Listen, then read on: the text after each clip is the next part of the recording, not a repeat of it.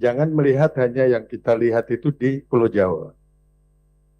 Ini di Kalimantan, yang sumber energinya dari Kalimantan, sampai hari ini sudah menyalanya bergilir, Pak. DPR RI menggelar 10 agenda rapat pada Kamis 2 Juli 2026 yang membahas berbagai isu strategis mulai dari pertanggungjawaban APBN, penguatan sektor pelayaran, hingga keandalan pasokan listrik nasional. DPR RI menggelar rapat paripurna ke-23 masa persidangan 5 tahun sidang 2025-2026 dengan agenda membahas hasil pembicaraan pendahuluan RAPBN tahun anggaran 2027, laporan hasil uji kelayakan calon anggota Badan Supervisi OJK, serta penyampaian RUU tentang pertanggungjawaban atas pelaksanaan APBN tahun anggaran 2025. Pembahasan juga menyoroti arah kebijakan fiskal, penguatan pengawasan sektor jasa keuangan, serta akuntabilitas pengelolaan keuangan negara. Dalam rapat tersebut, Menteri Keuangan Purbaya Yudi Sadewa menyampaikan penjelasan pemerintah mengenai pertanggungjawaban pelaksanaan APBN tahun anggaran 2025 sebagai bagian dari amanat konstitusi dalam pengelolaan keuangan negara. APBN 2025 memiliki nilai yang sangat strategis.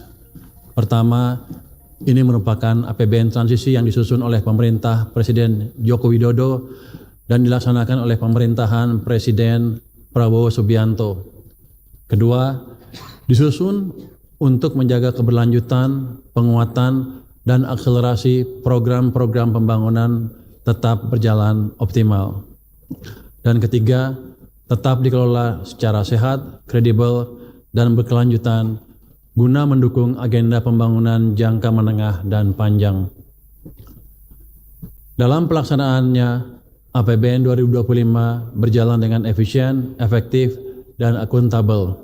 Untuk itu, pemerintah menyampaikan apresiasi yang setinggi-tingginya kepada seluruh pihak yang telah berkontribusi dalam pelaksanaan APBN 2025.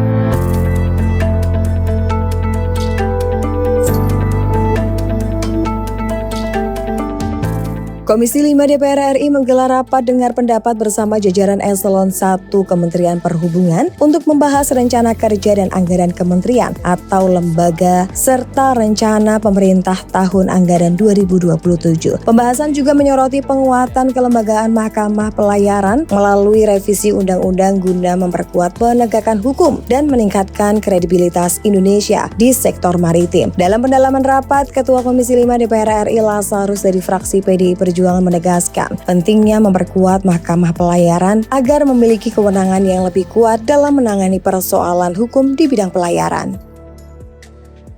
Ya, ini kita minta juga terkait Mahkamah Pelayaran ini diperkuat, Pak Toha. Bapak kan salah satu senior di laut nih, Pak Toha ini. Tak perlu kita ajarilah.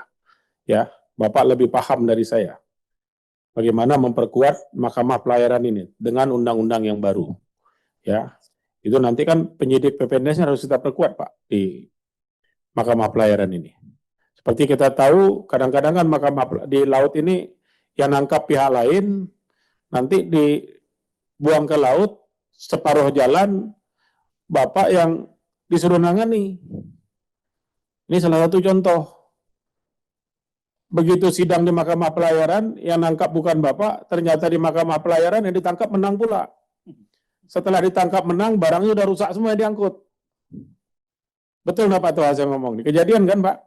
Nah ini jangan terjadi lagi Pak, dengan undang-undang yang baru ini. Ini jangan terjadi lagi. Oleh karenanya Mahkamah Pelayaran ini kita perkuat. Sebagai anggota AIMO Pak, kita harus memperkuat. Jangan kita memberi malu muka kita. Komisi 12 DPR RI menggelar rapat dengar pendapat bersama Direktur Utama PT PLN Persero untuk membahas progres program listrik desa, ketahanan dan keandalan pasokan listrik nasional, serta perkembangan realisasi RUPTL 2025-2034. Pembahasan juga menyoroti penyebab gangguan pasokan listrik, pemerataan layanan kelistrikan, serta langkah PLN dalam meningkatkan keandalan sistem ketenaga listrikan nasional. Dalam pendalaman rapat, anggota Komisi 12 DPR RI Sigit Karyawan Yunianto dari fraksi PDI Perjuangan menyoroti masih terjadinya pemadaman listrik di sejumlah daerah, khususnya di Kalimantan, meskipun PLN menyatakan pemadaman bergilir telah berakhir. Saya tadi setelah mendengarkan pemaparan Pak Dirut, bahwa ada satu poin yang saya agak sedikit geli, yaitu 21 Juni 2026 itu sudah tidak ada lagi pemadaman bergilir. Tetapi realitanya sekarang berubah, Pak. Menyalanya bergilir. Ini terjadi, Pak. Jangan melihat hanya yang kita lihat itu di Pulau Jawa. Ini di Kalimantan, yang sumber energinya dari Kalimantan, sampai hari ini sudah menyalanya bergilir, Pak. Sekarang sudah di masyarakat sudah motonya tidak pemadaman bergilir, tapi menyalanya bergilir.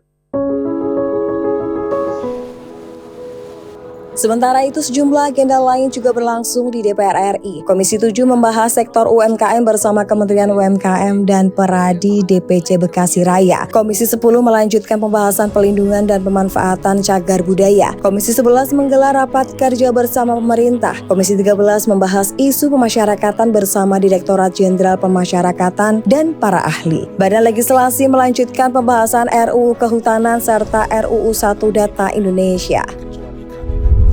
Beragam isu yang dibahas hari ini menunjukkan DPR RI terus mengawal berbagai persoalan yang dekat dengan kehidupan kita, mulai dari pengelolaan keuangan negara, keselamatan transportasi, hingga keandalan layanan kelistrikan. Seluruh pembahasan ini akan menjadi bagian dari proses penyusunan kebijakan yang berdampak bagi kita.